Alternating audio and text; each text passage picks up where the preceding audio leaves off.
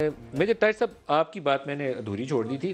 میں یہ کہنا چاہ رہا تھا، کیس ہے فورن فنڈنگ، میں یہ کہنا چاہ رہا تھا کہ یہ واڈا صاحب کا جو کیس ہے نا، جی یہ کلوز ہو چکا ہے، سمجھیں کہ یہ نائل ہو چکے ہیں۔ ہو چکے ہیں کس طرح کہ بھئی ایک آدمی سٹنگ ایم این اے اپنی سیٹ چھوڑ رہا ہے بالکل، اور سینٹ کی طرف آ رہا ہے، اس وجہ سے کہ شاید میں کہوں گا جی وہ میرے ابھی تو پیپرز میں نے ہر چیز جو ہے وہ کلیئر ہے، میری پہلے جو پیپرز داخل کیے تھے اس میں مسٹیک اس میں اور پھنس گئے، کنفیشن ہے یہ، اس میں اور انہوں نے اپنے آپ کو انوالو کیا اور سیٹ بھی اروا دی۔ میجر صاحب یہی دو فارم ہم نے رکھ دیا ہے، قومی اسمبلی کا اور سینٹ کا۔ لیکن میجر طاہر صاحب ایک یہاں سوال ہے، ویسے عمران خان سب کو کہتے ہیں ٹرانسپیرنٹلی چلنا چاہیے، یہ تو عمران خان کا اپنا امتحان تھا، ٹرانسپیرنٹلی چلتے وہ تو فیسیلیٹیٹ کر رہے تھے اس پروسیس کو نا، انہوں نے ٹکٹ اپروو کیا ہے نا، نہ کرتے۔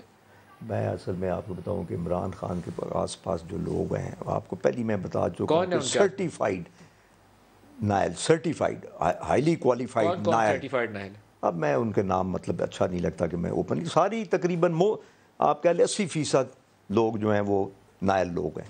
آپ مجھے خود بتا دیں کہ ان 3-3.5 سالوں میں ان کی منسٹریز کے اندر کوئی ڈیلیورنس، کوئی بہتری، کوئی اور چیز آئی ہو جو اس کے مخالفوں کو صرف آپ برا بھلا ہی کہتے ہیں۔ بھائی ان کے کیس چل رہے ہیں، ان کو چلنے دیں، لیٹ دی کورٹس ڈیسائیڈ۔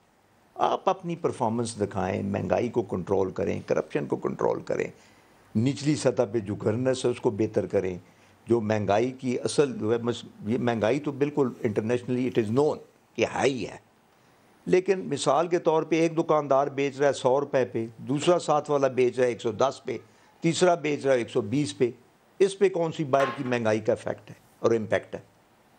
تو اس لیے میں روپے کی قیمت سر، ہاں روپے کی قیمت تو خیر تو گورنر صاحب نے جو محبت ہمارے ساتھ کی ہے وہ بھی تاریخ میں یاد رکھی جائے گی۔ اتنا روپے کی بے قدری کبھی ہوئی نہیں تھی جو وہ کر دیا۔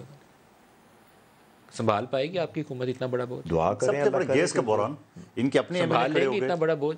بہت بڑا بوجھ ہے یہ روپے والے۔